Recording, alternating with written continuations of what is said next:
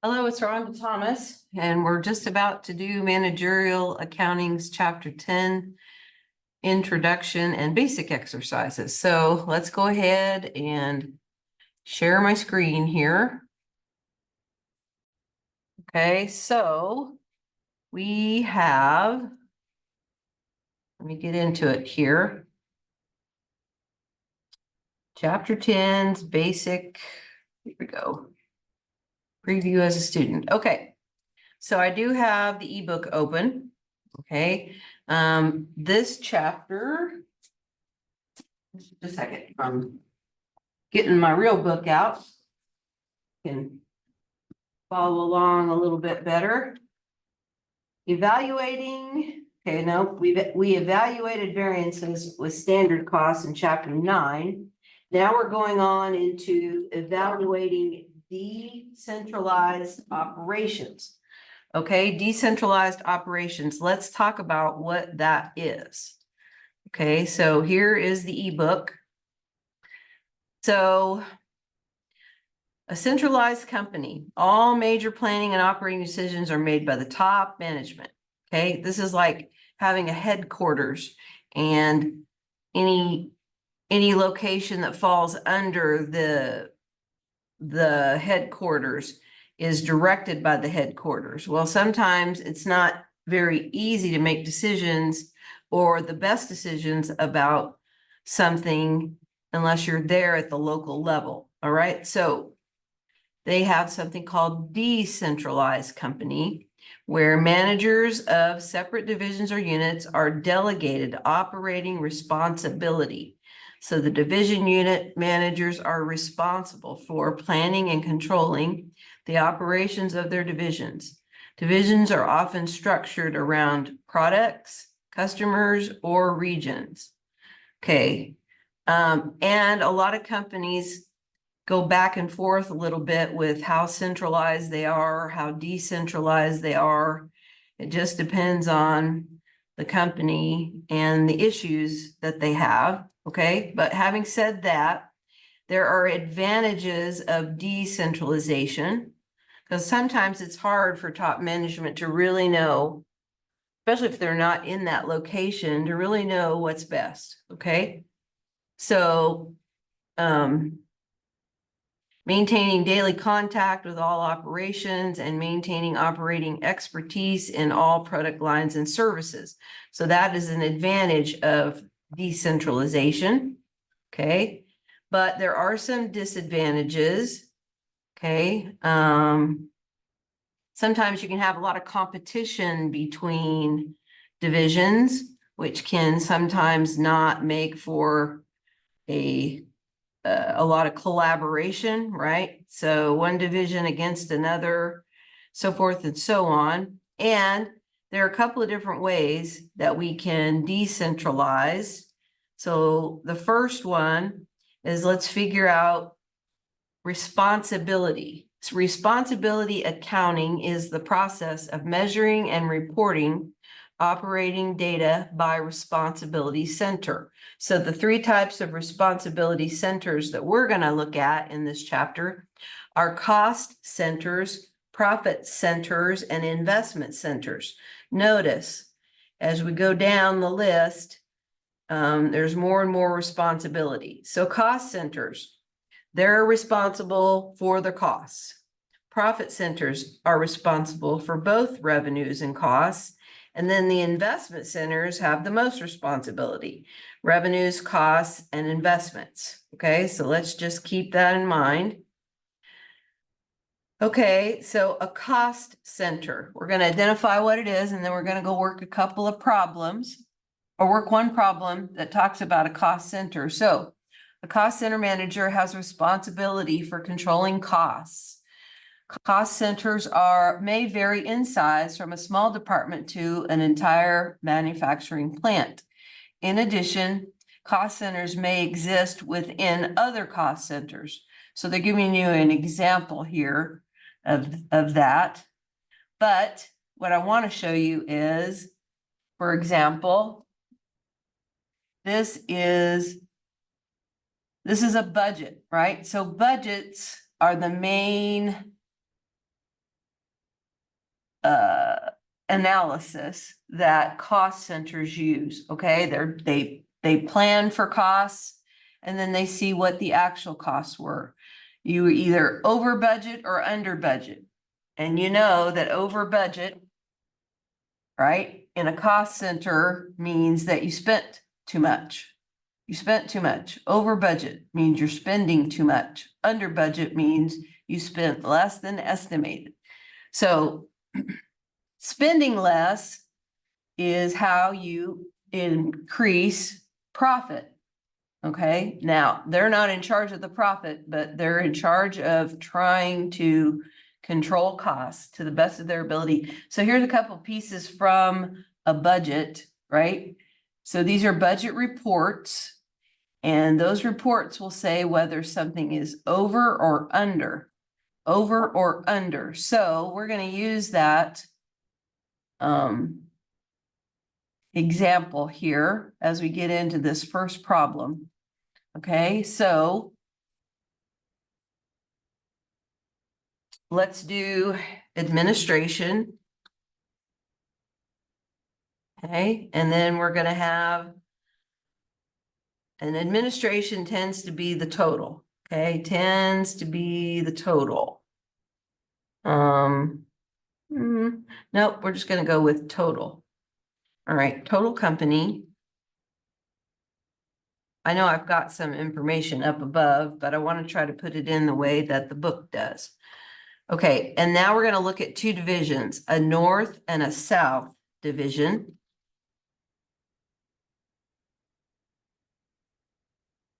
Okay, a north and a south. And when you look at both of these, they should add up to the total. Okay, so we're going to go, and then we're going to have to decide whether we're over or under, right? Over or under. So we will take actuals. Remember, we have been using actuals on the farthest left and budget. Okay. And then over budget in cost means you spent too much. Or you spent beyond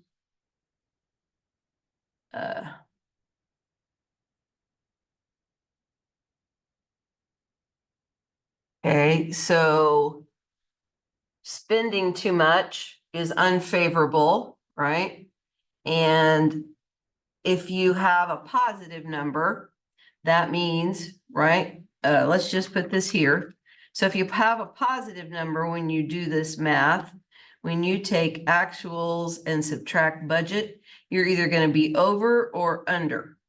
Okay, so it doesn't matter either way, but it helps you tell a story of what's going on. So I'm going to put this in here a little bit different than I did when we did this in class. So this one's going to be over.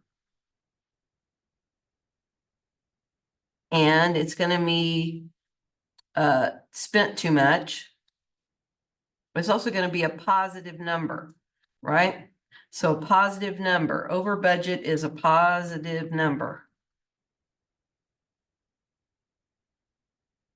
And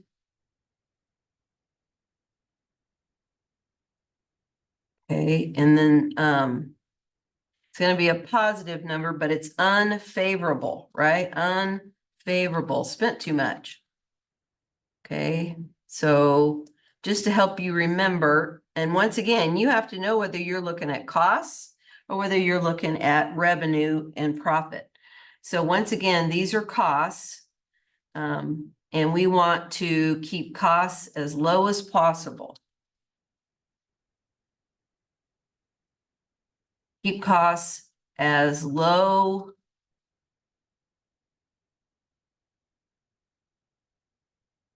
and under control as possible. Okay, because that is how a cost center can help with revenue. So if it's a positive number when we do this subtraction, it's over budget, it's unfavorable, means we spent too much. Okay, just to help you remember. Okay, but over here, this is under budget.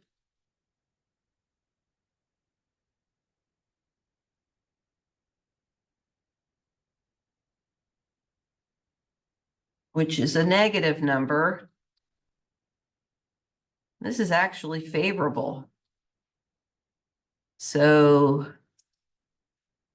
spent less than estimate.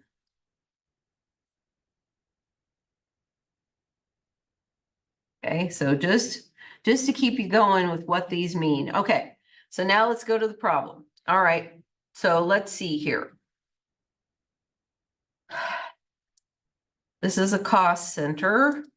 All right, so we're going to compare a budget at a cost center. The Swanee company's costs are over budget by $19,800. So over budget is a positive number, right? $19,800.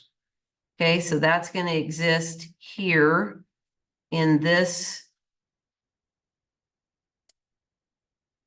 table. And we want all of these to be numbers. Okay, so there's the over budget for the total company, but that's made up of an amount from the North Division and an amount from the South Division. So our total over budget, one more time, is, so let me type this in.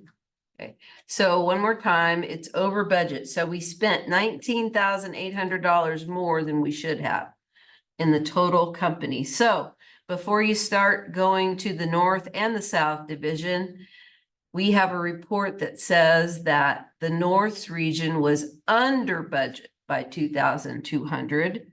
Okay, so under budget is favorable, but it's going to be a negative number. Okay, and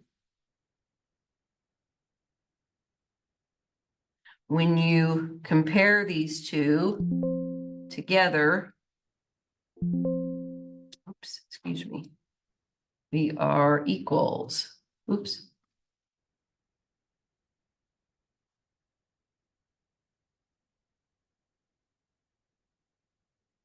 Okay. Just a minute here. So put that in as a negative. Okay, okay, we don't want to subtract, we want to add back. Okay, we want to add back, so that's okay. Because this is over budget, so this is thought of as a this is thought of as a over budget amount, which is supposed to be that it's unfavorable spending. It's $19,800 beyond what we planned the budget to be. But the North region has $2,200. Okay, and if you were to, but this one's under budget. Okay, this one's under budget. So the North is under budget. So over here, $2,200. Okay, so what is the South doing? If you have 19,800 as an unfavorable and 2,200 as a favorable, okay, these two are supposed to add up to this. Okay, so if South, and we're supposed to solve for the South. Okay, solve for the South. So you would add these two back. Okay, and it looks like we get our South Division as being $22,000 over budget. So it's really the South is the biggest problem because the North actually has favorable results. So one more time, favorable, unfavorable, and unfavorable. The problem with that is this unfavorable represents both of these, right? So it's not unfavorable for both. It's only unfavorable for one. Okay. Excuse me. All right. So the amount is, we want to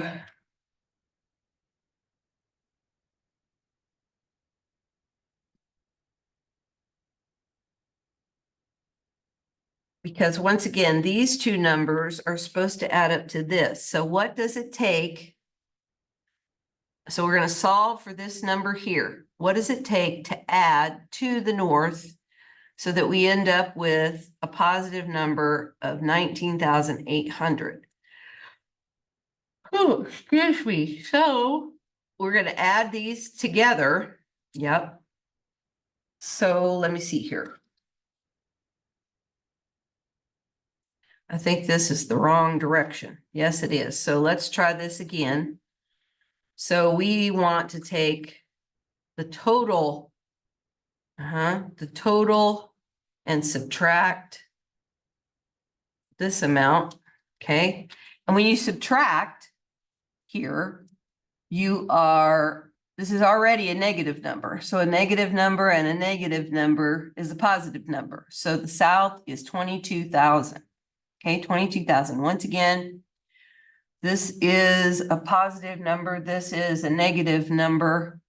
Okay, so if you put that in as negative, then if you add these two,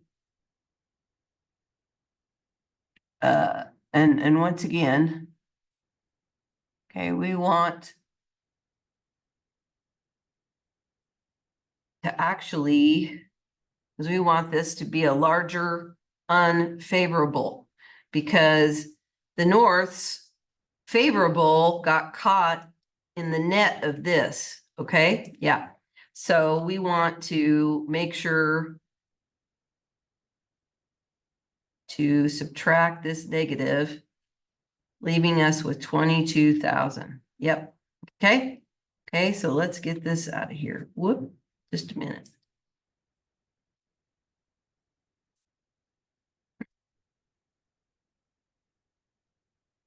Okay. Hang on just a second.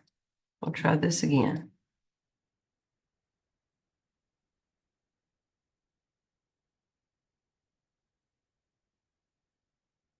Okay.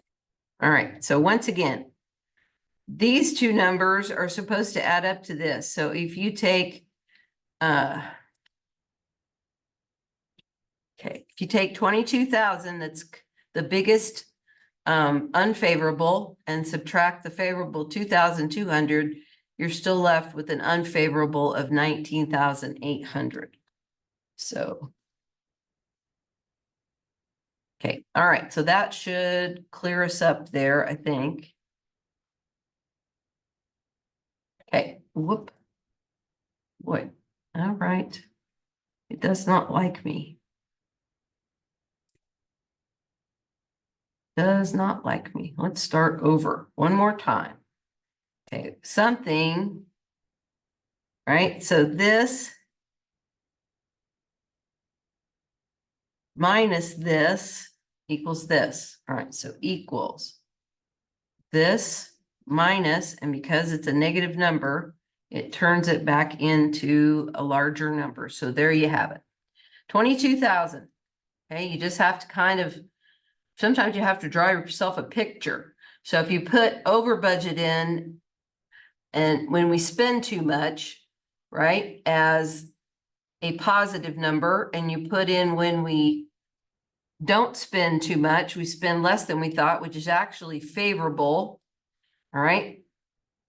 You just have to kind of help yourself think about what you're looking at and how. All right, let's move on. Okay, the next one is there are some departments that, and we've done a little bit of this before, okay, a little bit before, but we have what's called,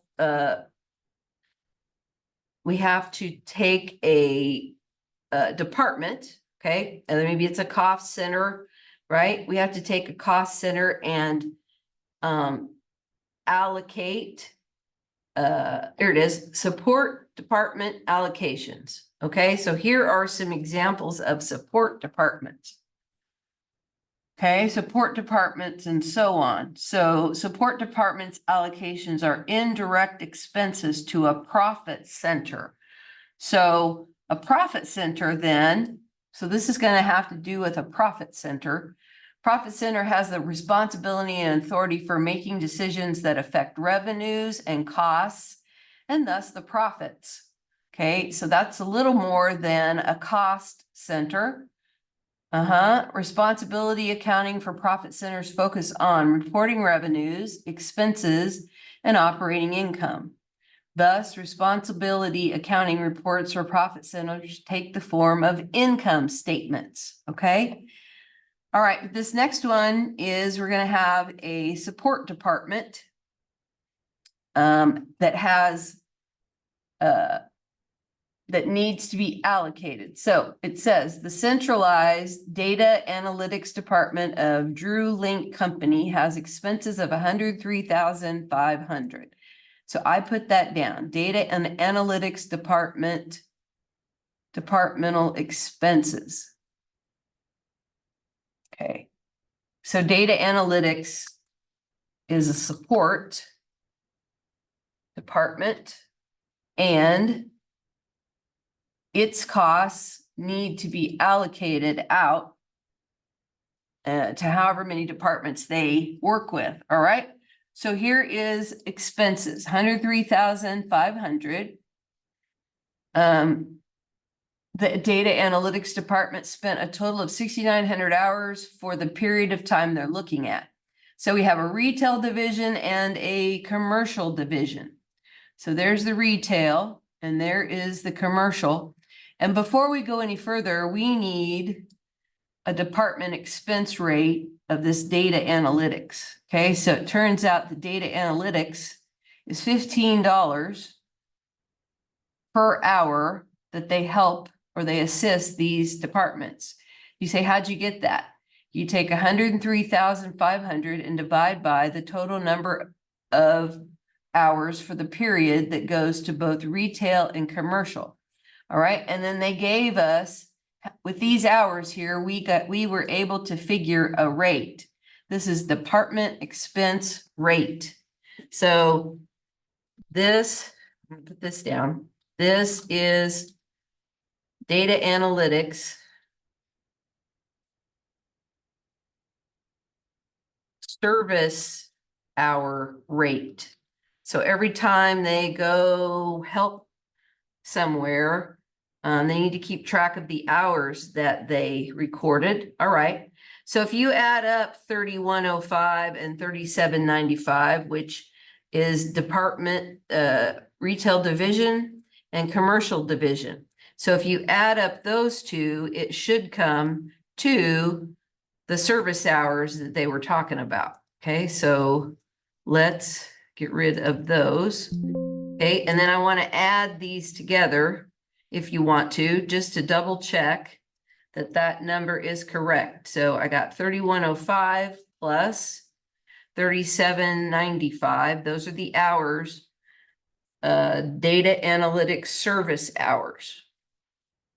Okay, so we have to figure out how to allocate expenses for this data analytics department over two other departments. And we're going to do that by using the number of hours that they worked. Okay, and that's right. Put this in. Okay. All right. So we've already figured the $15 an hour. So we're going to take that 3105 service hours for the retail division and 3795 of the commercial division. They both get multiplied by 15. Here is their costs for each of their departments for spreading out this expense between the two. All right, so 46,575 and 103. And 56,925. Now, I accidentally did not include this one as the green. When you're finished, just to make sure you did fine, go back and add the two amounts together that you plan on putting to each division. So that should add up to the amount we're trying to spread out, right? And is it right? Yes. Okay, it is right. Okay, let's go to number 3. Number 3 is going to analyze a profit center. okay, a profit center. So here's an example of an income statement for two different divisions. Now, this one does not have cost of goods sold, and it does not have the profit margin and everything. It goes right to operating expenses, okay, right to there. All right, and so we're just following along, but we have information that's a little bit different. So I'm going to start at the top with sales. Then I'm going to go to cost of goods sold, and then I'm going to go to the gross profit. Okay, and then we're going to subtract the selling expenses. Okay, and then the department allocations. Okay, operating income is at the bottom. Okay, just a second. Here it is. We have a subtotal in here that we're not used to seeing. So sales, cost of goods sold, gross profit, selling expenses, operating income before support department allocations go in. So I got to put 2 in here, and I think, right? And so now when we're finished, now we can spread out those allocations. Okay, so we're going to go through these. You just put in what the sales is, right? Just what they say, 2,550,000 for the retail division and 1,700,000 for the commercial division. Cost of goods sold. Now this doesn't have cost of goods sold, but this one does. So we're gonna go with what we have. Okay, and I am putting in negatives here. Okay, and then we have a gross profit. Gross profit, 1,100,000. Okay, and then 950,000. And you can see me do this right here. Okay, so that's going to be my work paper for this. Then the selling expenses, you're putting those in. So selling expenses are $230,000 and 170,000. Okay, now we have our second subtotal. Okay, the second subtotal, 870,000. Okay, and then 780,000. And the service department allocation. Now, we have to do pretty much what we did up here, right here. Okay, so now we're going to take data analytics. My data analytics has a total of 340,000. They did 8,000 service hours for each company. Okay, and as far as we understand, it's just covering these two. All right, so we're going to find a rate. What's their overhead rate? Okay, the overhead rate is $42.50. Okay, $42.50. All right, so the total hours that they worked, the data analytics is 8,000. So they're dividing up 8,000. 2,000 is going to go to sales and 6,000 is going to go to commercial. So we just put all this stuff in until we get here. And then we take the number of hours times the rate. Okay, so we're going to subtract $85,000 of the service department allocation. And then the other side will be something similar. So we take 6,000 hours and take it times 42.50, and we get an allocation here, right? Allocation of 255,000. Okay, 255,000. And I put that in as a negative. Okay, and then the last one is our old operating income. Now we can subtract. So 785. Okay, and 525. Oop. 525. Okay, so we're going to check it now. Uh-oh, I missed one. So I didn't put enough in here, I don't think. Let's give it a try. Uh-oh. 700, oh, one too many zeros. That's okay. Okay, and then another one. I had way too many zeros. There we go. 785,000 is what we want. Watch your zeros. Okay, there are some profit margin, investment turnover, and ROI. Okay, these are different measures of or analysis to use for an analysis purpose. We have profit margin, investment turnover, and ROI, return on investment. Okay, whoops. So we're going to do all three of these, and I've got some formulas here.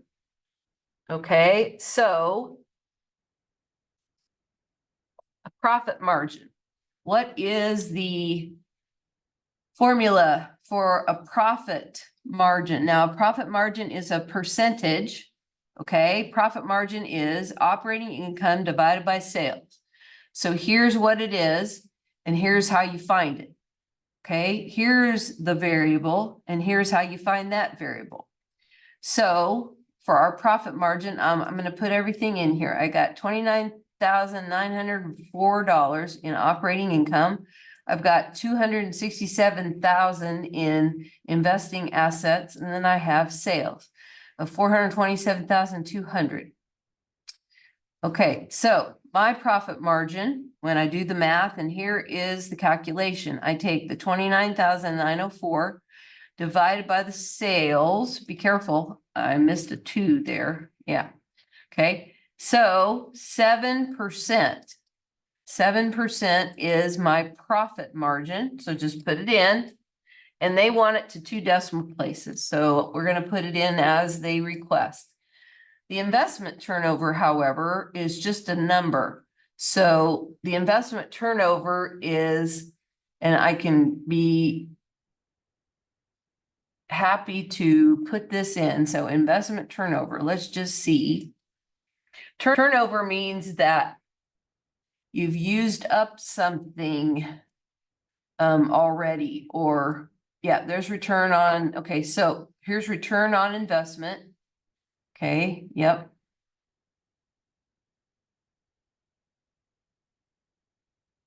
Okay, so and once again, this is going to be, the formula is, nope, didn't mean to do that. Okay, the formula is the operating income divided by the sales.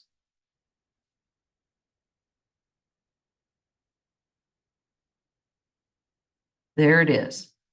Okay, so we want that one to show. Okay, so that's the formula. Okay, so I got 7%. So for every dollar of sales we have, we're hanging on to 7 cents of every dollar. Oh, just a second. Oh, hold on. I'm so sorry. Oh, you're okay. It's okay. Let me just. I left my keys at home. Can you unlock this door? Certainly.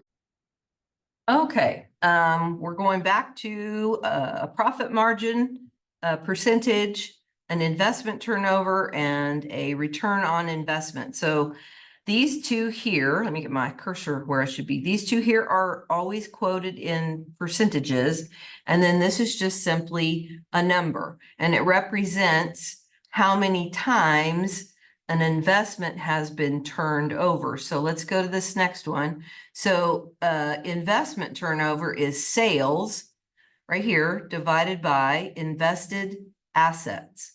So I've got 427,200.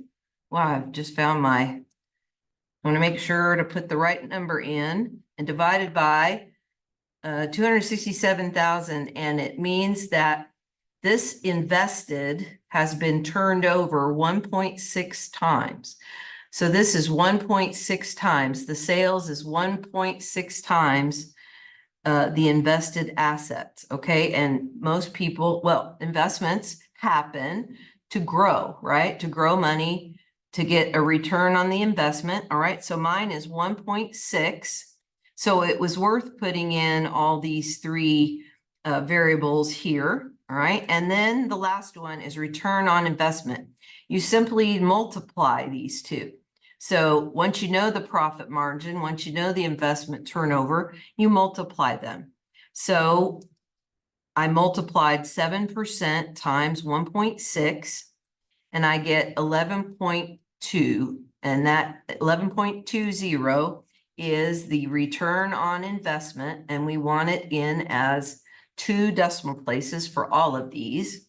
Okay, and the cool thing about this is once you put the formulas in, you know, I could come in here and put any amount of income or assets or sales, and then I would get what this comes out to be. Sometimes you're given the profit margin, and then you got to calculate this one, or you got to calculate the profit margin and they give you this one, or a combination of all of those. So once again, these are ways of analyzing. So I'm going to go out here. So once again, we're evaluating decentralized operations, but so this is an investment center. So one more time, the 3 kinds of centers that we can break up or decentralize businesses into are cost centers, profit centers, and then investment centers. Once you have investment centers, in fact, I'm going to put that right here. That's how you analyze an investment center, is through these. So let me put investment center. Okay, because I want to make sure we know what's going on. All right, investment center. An investment center includes costs and revenues, but also the assets invested. All right, so we can get return on investment, the ROI, and that's what we're finding here. And then we're going to do residual income. Okay, so now I think we're on to residual income. It says, because investment center managers have responsibility for revenues and expenses, operating income of investment center reporting is also part of their responsibility, because the manager has responsibility for the assets invested in the center. The following 2 additional measures of performance are used. So these are called performance measures. So up here doing these, it's a performance measure of the investment center. Okay. All right. Now let's take a look at, so this is a income statement of 3 different divisions. For example, their operating income. Okay. And we could do these measures for each one of these, because there's operating expenses, there's revenue. The only thing we didn't have in this list is your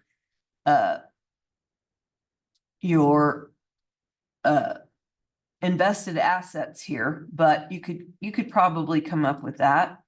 Okay, return on investment, ROI. Here comes residual income.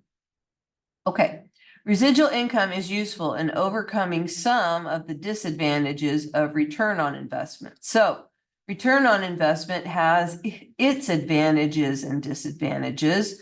There's always something that lacks, usually of a measure, right? So oftentimes both are used. The return on investment and the residual income both get calculated to see what happens. Okay, so once again, residual income is the excess of operating income over a minimum acceptable operating income. So a business can decide what their minimum is. All right, so this is calculating residual income. You need operating income to get started. Then you're going to have some kind of a minimal accepted operating income as a percentage of the investments, okay, of investment assets. Okay, so let me get rid of this. Okay, and move it over.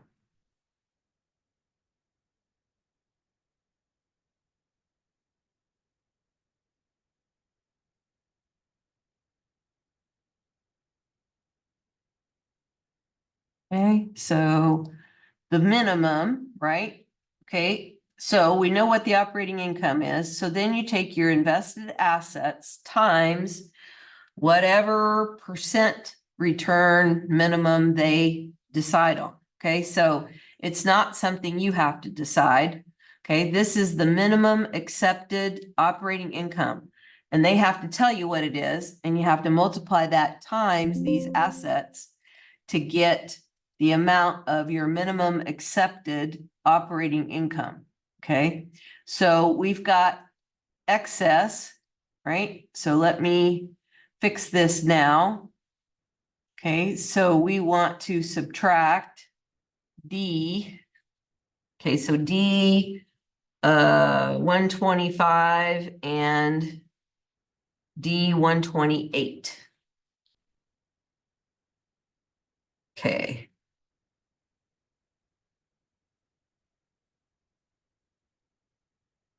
All right, so D 12, okay, D 125 minus, there we go. There we go. All right, so we have 86,940 residual income. Okay, so if you looked at a business here, we've got three divisions. There's their operating income. A minimum accepted operating income as a percent of invested assets. So it looks like this company believes 10% is that number. So while this one looks really good to begin with, when you calculate the minimum that this division has, look how much lower this one is. Okay, as far as residual income is concerned. So if you're looking at residual income as a performance measure, it turns out that the Northern Division is actually the most valuable when it comes to residual income. Okay, residual income. All right, so we can figure this out. All right, so back to the problem. Residual income. Let's make sure I've got all my numbers in.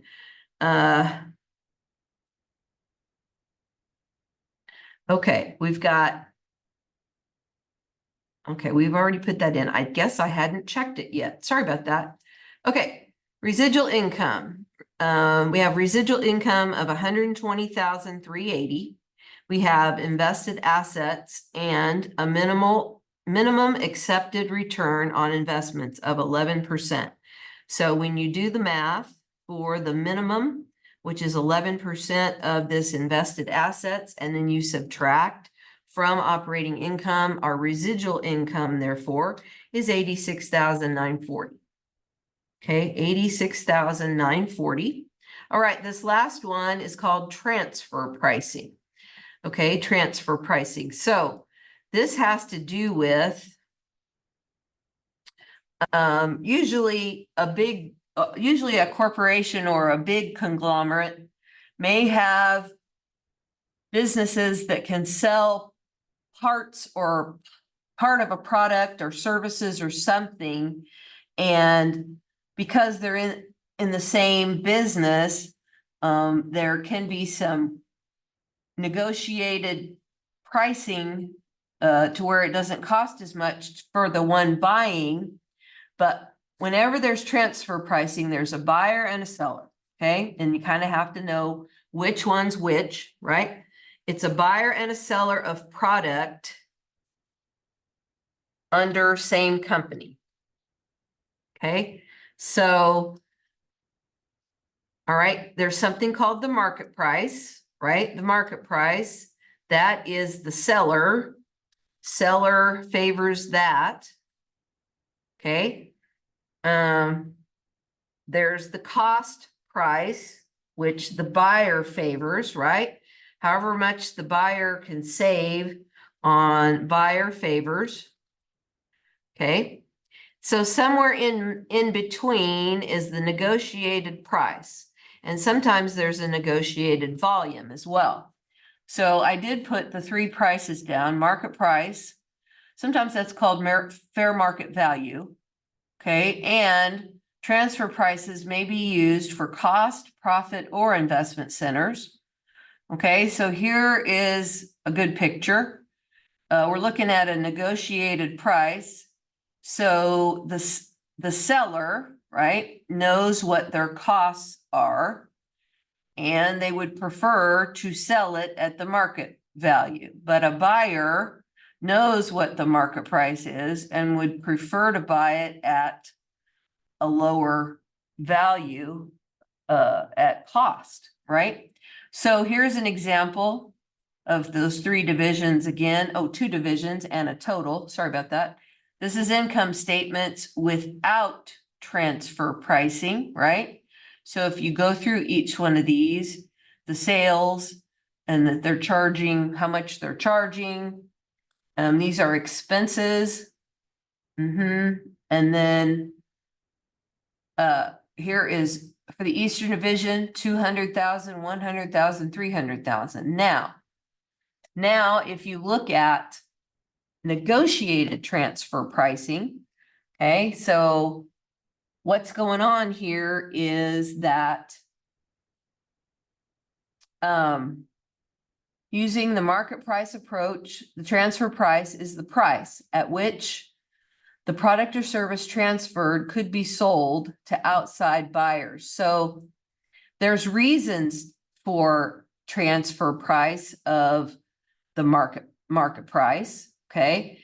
For example, if the seller is at capacity, okay, if the seller is at capacity, they can already sell everything that they have at the market value, right? Okay, so if you're looking at the difference between these two income statements, you can see that we have an extra line of 20,000 units at $20. Okay, so there's the 20,000 units at 40, and there's a 20,000 unit at 15. There it is. That's the one that's extra. That's the transfer price.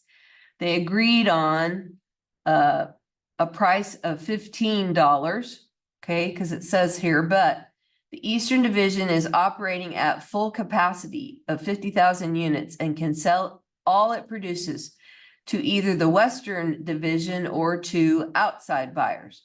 So a transfer price of $20, if the seller is operating at capacity, then there's really no incentive for them to sell it for anything less than the market price itself, okay? All right, transfer pricing is used to charge for products or services between divisions, product divisions or services, because transfer pricing will affect a division's financial performance. Setting a transfer price is a sensitive matter for the managers of both the selling and the buying divisions. So once again, the selling division would like it to be sold for the most. The buying division would like to buy it or transfer it with the least, okay? So let's go to our problem, but I do want to show you that the only difference between these two income statements is this 20,000 units at 15.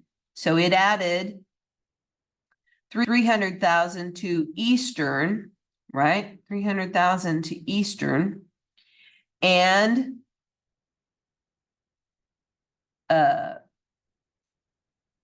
so the transfer pricing was $15 at 20,000. That's where they're getting their 300,000.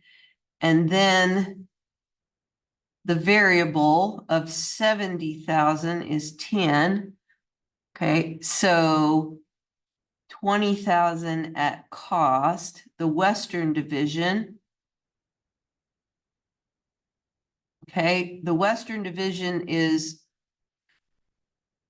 is the buyer and the eastern division is the seller. Okay, because you can see it being sold up here.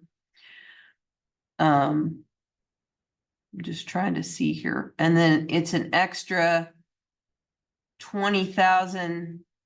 So they didn't have 20,000 times 25. Okay, they ended up. So here's 90 and here's 80. Okay, and I'd have to look to see what the capacity is. All right, but anyway, so over here, those 20,000 that we agreed to transfer.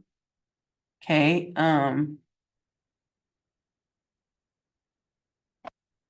okay, so because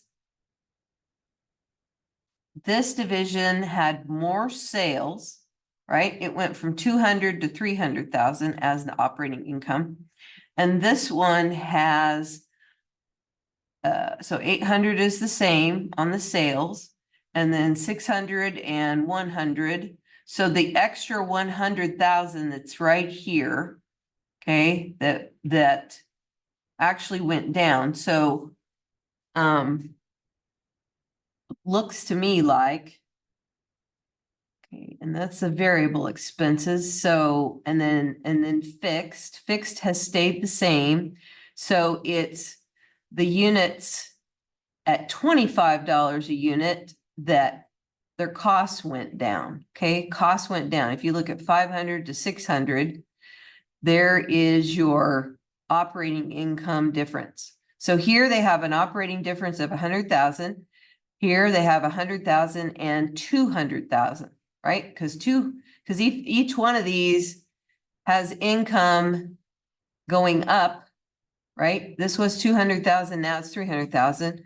100,000, now it's 200,000. Now your company as a whole has gone up 200,000. Okay, so let's go to the problem now. All right, let's see what we've got. Just label what they say. Okay, transfer pricing, the market price is 82. The Harmony division, okay, the Harmony division is the seller. I'm sorry, is the buyer. They buy outside supplies. So let's read it. The materials used by Harmony division of Kirtland Company are currently purchased from outside suppliers. So here is the buyer. Okay, it's good to know which side of the transaction they each are on. Okay, and all right, and they buy at $82 a unit. Okay, it says these same materials are produced by the Nauvoo division. So our Nauvoo division is the seller. Okay, that could sell inside, right? And the selling division currently produces 130 units, but has a capacity of 160. Okay, so current production, and this is capacity. So the excess capacity is 30,000. So that's going to be helpful to bringing the transfer price down some. The two divisions have recently negotiated a transfer price of $72 for 15,000 units. So the cost was 65 per unit, and that's the one the buyer favors, okay, who's trying to buy these items. The seller favors the market price value. So this is in between, and here is the volume. All right, here is the volume. So if you took the volume of 15,000 times, okay, 15,000 times the market price is 1,230,000. Okay, 1,230,000. So if they could sell it for that, then that would be good. Okay, so then, oops. Okay, then the transfer price was decided at 72. So then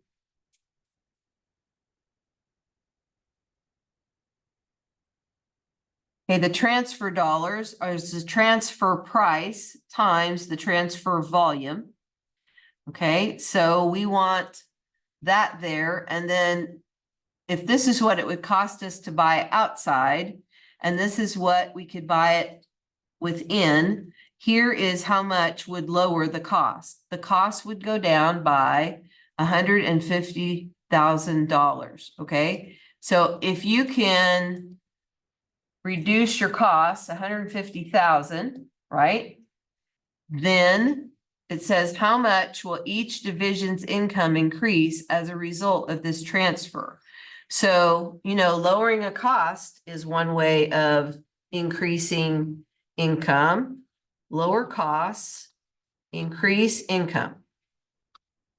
Yep, there it is. Okay, now let's look at this one. The Nauvoo division is the seller. Once again, their current production is 130,000. Their capacity is 160,000. They do have excess capacity of 30,000.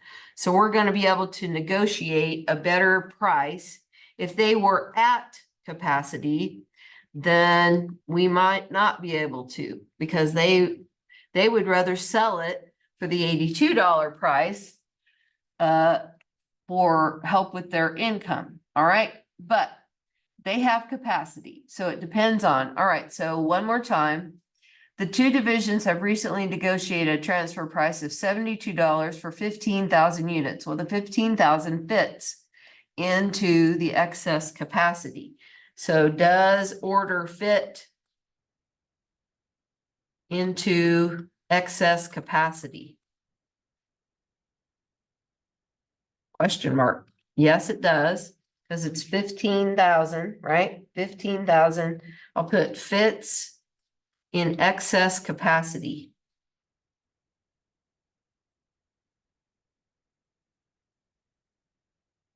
So that's another reason for doing more items. So if you're not running at capacity, here is a chance that if we accept this $72 negotiated price for half of our extra capacity, then we probably will bring in some extra revenue. All right. So what we're going to do is take that one more time, the 15,000 unit capacity, unit order. That's the order that Harmony needs to buy 15,000 of something that the Nauvoo division can supply. All right, so there's the transfer dollars right there. Here's the variable costs. So variable costs are $65 a unit. So variable costs, and I'll put per unit. Okay.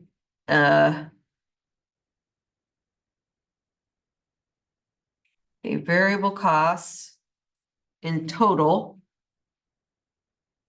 Okay, so we want to subtract the transfer dollars that we would bring in by doing this 15,000. So the transfer price, just so you know, is $72. Put it in here. And the volume is 15,000. Yep.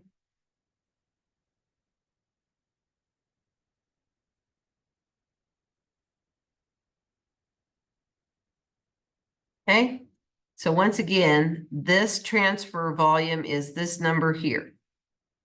Oh, and then, yeah, so let me move that. Hang on just a second. So you know that's what it is. Okay, this equals the agreed upon $72 negotiated price times 15,000 unit order. Okay, and we want this to show. So get rid of the equal sign. All right. So we want to see how that's calculated.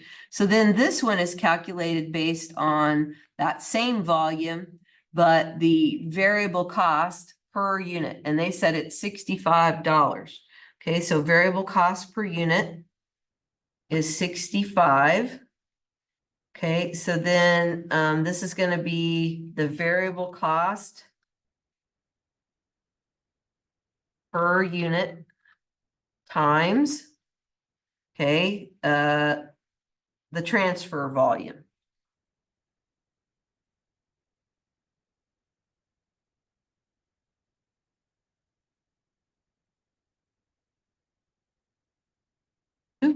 Okay, so let me show this so that you can see it. So this is going to be $65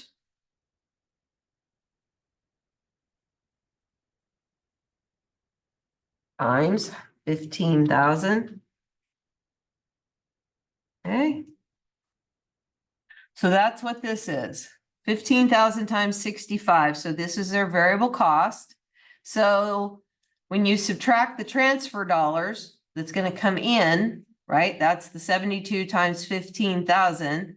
Then we're going to send out 15,000 units that have a variable cost of 65.